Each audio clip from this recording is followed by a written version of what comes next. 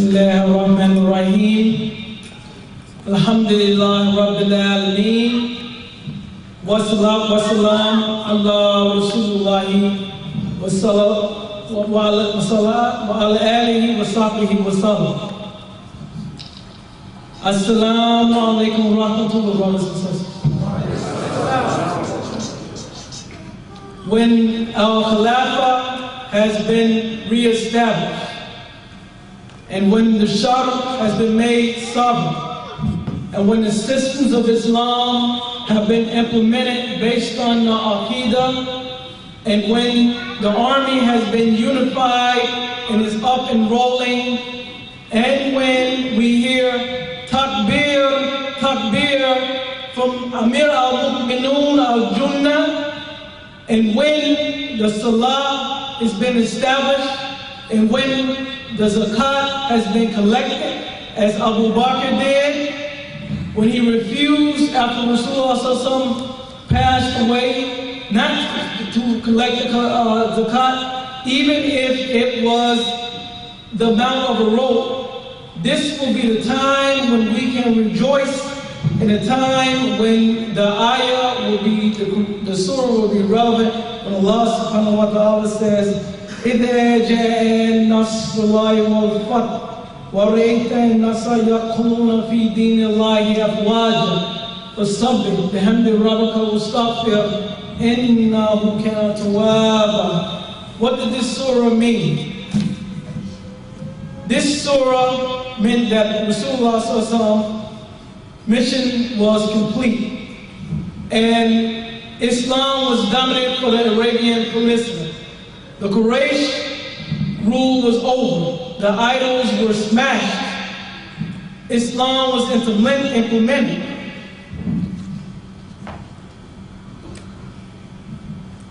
So what would that mean to us? What would be our sentiments to know that Islam has been implemented? To know that al-Fath and al-Nasr has come? To know that our struggle to restore the Khilafah has been complete. To know that the obligation of giving the bay'ah has been completed. Our hearts would rejoice as the hearts of Rasulullah and the Sahaba did. So what would this new victory mean? It would mean that there is a new alternative for the world. It would mean that the Ummah and non-Muslims will have an opportunity to live under Islam. And this will be the time when we will no longer be hybrid Muslims. We will no longer be ruled by Caesar in our political, social, and economic lives, and individually, we would practice our individual ibadah. This would be over.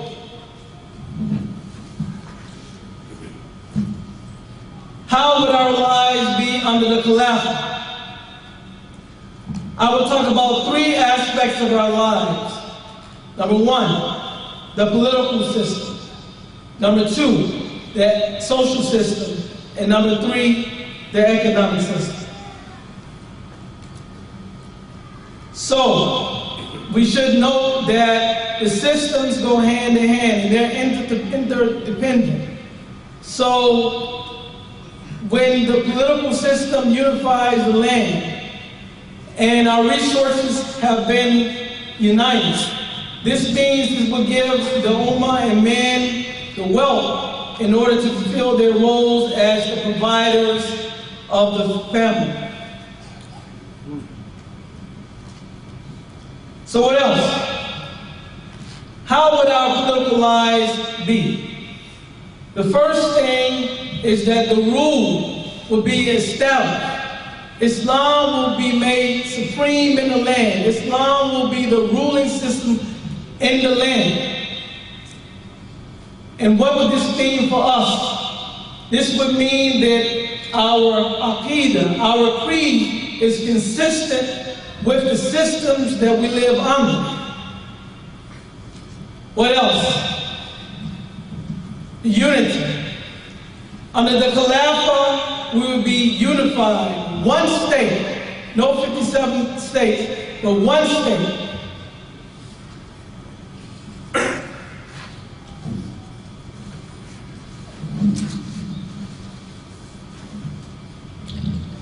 And with this one United States, ruled by the Ahkam of Allah, we will be able to appreciate when Allah says, فَحْكُمْ بَيْنَهُمْ بِمَا أَنزَلَ اللَّهُ. So rule them by what Allah has revealed, not by what Bashar revealed, not by what Salih or Abdullah or Erdogan or the military heads or even Sheikh Obama, but what Allah subhanahu wa ta'ala has revealed.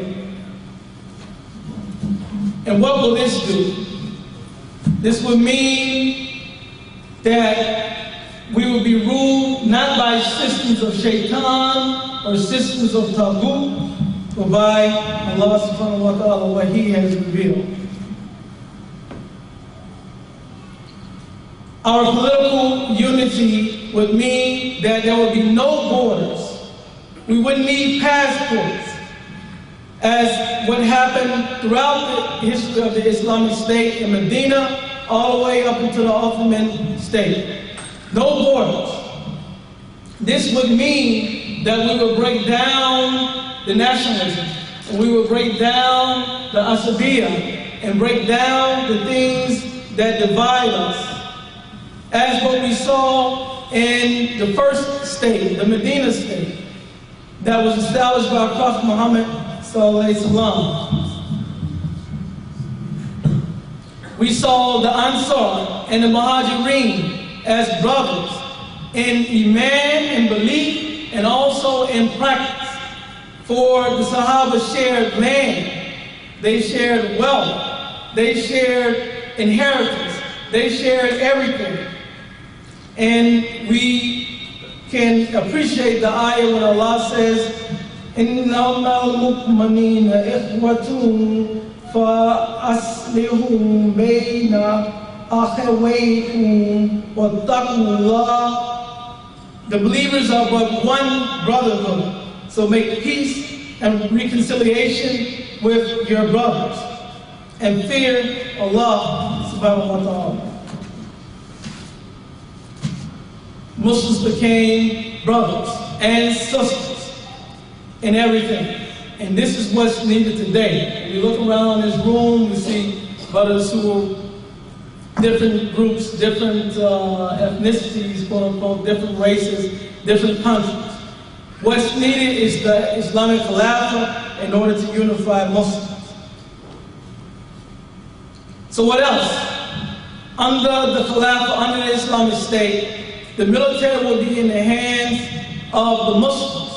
So this would mean that what is going on in Syria, what is going on in Tunisia, what is going on in Egypt, and what is going on in Philistine, and it would mean that Masjid al-Aqsa would be taken back from the Crusaders.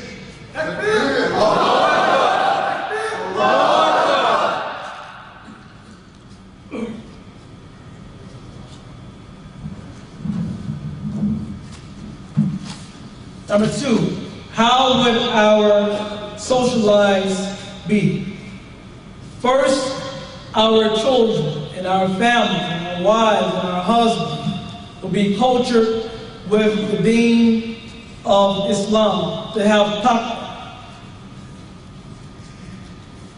And this would happen through the media and the social institutions that would filter the Islamic State with the aqidah, with the trust and the belief and the fear of Allah subhanahu wa ta'ala.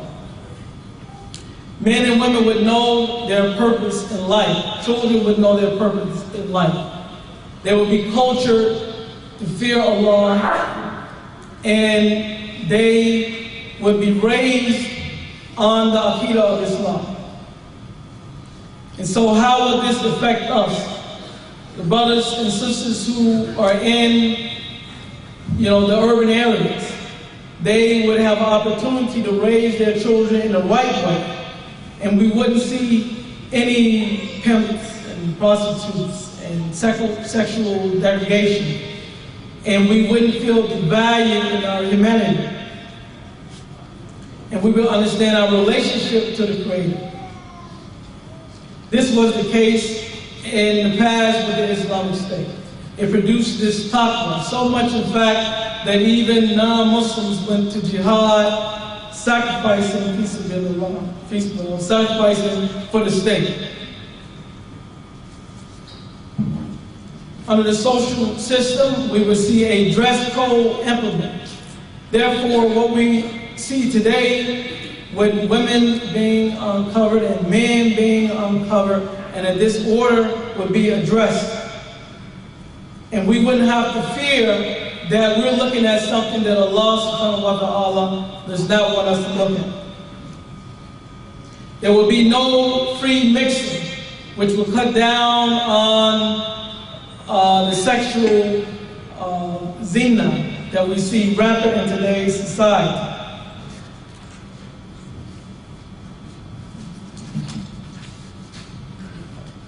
What else?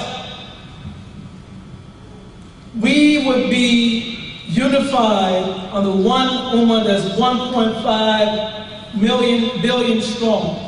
And what this would mean is that when we leave conferences like this, we would know that the Khilafah has our back. Can you picture this? One sister is dishonored, and one of us in this room runs to her defense. And subsequently, we are killed, shaheed. Can you imagine when Amir al-Mu'minun would send the army to defend us and to defend what just happened?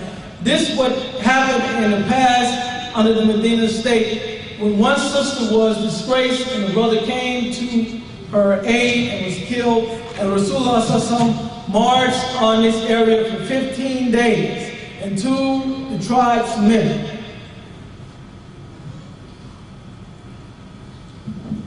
What else? We wouldn't be labeled as terrorists, fundamentalists, as ragheads or crazy people, because we would have a state that carries our ideology.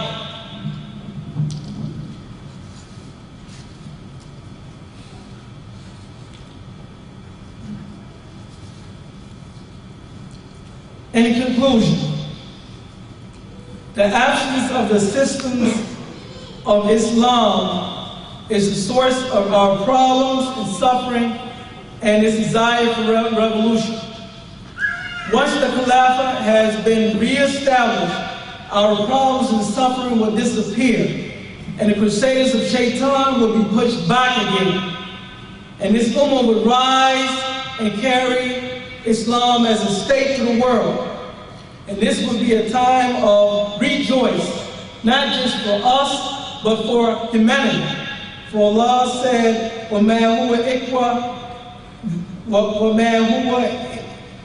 إِلَّا ذِكْرٌ لِلْعَالَمِينَ. This is but a reminder to all that exists. So you and I must join the work. If you want to see Islam established, you and I must join the work. And when we join the work, and the Islamic Khilafah has been reestablished, then we can better appreciate when Allah said, "Kuntum khayratum ummatin ukhrijat lin-nas, ta'muruna bil ma'ruf wa tanhauna 'anil munkar wa tu'minuna billah."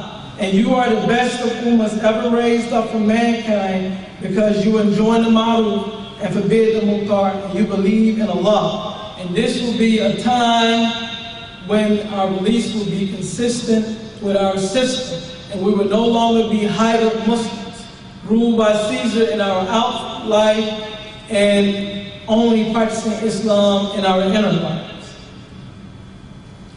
Who needs it? Our ummah needs it. You need it. The entire world needs it. And remember the hadith when Rasulullah said, after the biting oppression, there would be Khilafah on the way of prophethood. Let us join the work, talk with the Hizb, study the ideas, join the struggle, keep struggling in the Muslim world.